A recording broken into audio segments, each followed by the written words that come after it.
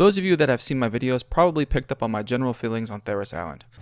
Know your fucking place, trash! But with so many players coming back or starting out playing the Cycle Frontier and the map being unlocked, I thought it would be a good idea to explain why I believe one of the fastest ways the Cycle can improve is Tharis must die.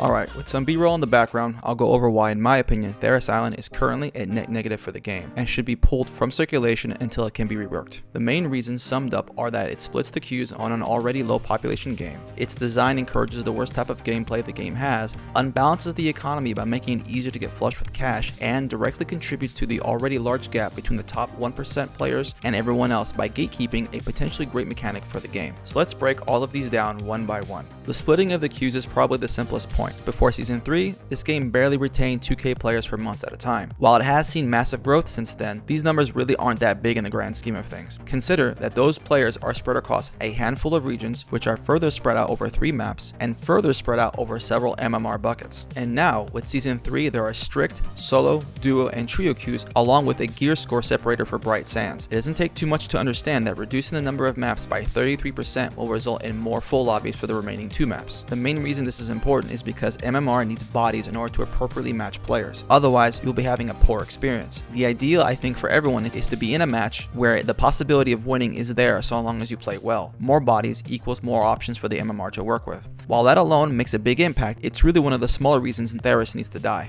The second reason is that it promotes and rewards the rattiest of behaviors. I think we understand that ratty behavior is going to be a constant thing in this kind of game. However, there is a big difference between encountering that behavior and having the game design encourage it. Being a late game map with the forge at its center, it won't take long for a high geared player to run into you. With all of its narrow passes and dark corners, it is easier and more rewarding in this map than in any other to just camp a corner and wait. You don't even need to risk significant gear to do it either, so it requires lower effort, lower risk with a bigger payoff. It's supposed to be an endgame map, but you're encouraged to run gray armor and rat people out with low to mid tier weapons. It's not really a great endgame experience from either end of that scenario. The third reason is that it drastically jacks up the economy. As of the time of this recording, Tharis Island is locked for Season 3, but I doubt that the resources on Tharis have changed so much that they wouldn't still be an issue for the overall economy. Resources on Tharis can readily be sold for tremendous amounts of money for only a small time investment. The map itself isn't very large, so it almost doesn't matter where you spawn or where your evac is. You can drop down, collect specific items quickly, evac out, and get significantly more money and XP than you could ever do on the other 2 maps within the same time frame, even with perfect drop and evac positions. And since you don't spend that much time on planet, dying doesn't really slow you down, since you can just spam it over and over again. This is just another way this supposed endgame map encourages behavior that really isn't that helpful, but in this case, they have consequences that spill over to the other maps. The fourth and fifth reasons are kind of merged. The perk system is potentially a great mechanic. You can have options on how you want to customize your playstyle. Now, assuming it was better balanced, because right now, let's face it, there's only 3 to 4 traits you really want, there would be a lot of potential for depth of play. Alternatively, you could introduce milder perks with downsides to be attached or bonded to equipment on the station via crafting or whatever. If you still wanted the forge to be a thing, you could have it work to remove negative side effects while also increasing the effects of the positive ones. Obviously, you'd balance it differently, but it would offer more depth to the game in a way that makes players even more invested in their gear while also being more excited to find good gear off other players. But this cool game feature and the dynamics it creates are guarded by god-awful map design. Because of this, the only players that can realistically get consistent access to this feature are players that are A, extremely talented in PvP, and B, have a couple of friends who are also talented in PvP. To make this worse, the perks that are available now are objectively good with no trade-off. Purple armor with good perks is better than exotic armor with no perks. This is compounded by the fact that you can get bags capable of carrying multiple teams worth of gear and weapons. So you get a top tier trio, get consistent access to top tier gear, with the ability to continuously acquire and recover said gear. Unless they all wipe, of course, but that's most likely to happen against another team of the exact same type. Just to put this in perspective, let me show you this. This all fit into one bag. There's 2 trios worth of armor, multiple legendary weapons, and 2 additional super bags. The trio lost 2 out of 3 of their members and were not only able to save their own gear, but loot an additional set for their troubles. Players like this are awe-inspiring to watch play. They're truly inspirational. They won't have issues acquiring and retaining good gear. The issue is that the way the acquisition of said gear is set up, it becomes way easier for them to do so when they clearly don't need the help. The fact that Yager for the launch of Season 3 opted to lock this map completely for more than 2 weeks is a good indicator that these issues will remain on this map. If the map itself doesn't have the potential to unbalance the game, why would this be needed? I know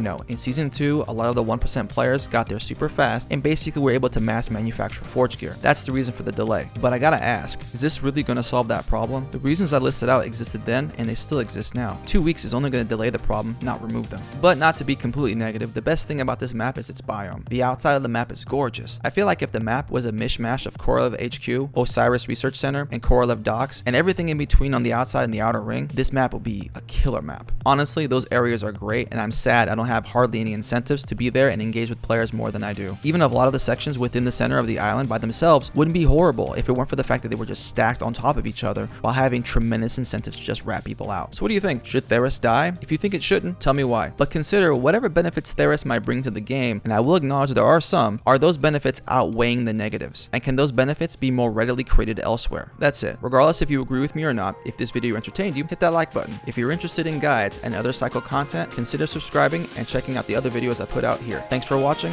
and good hunting.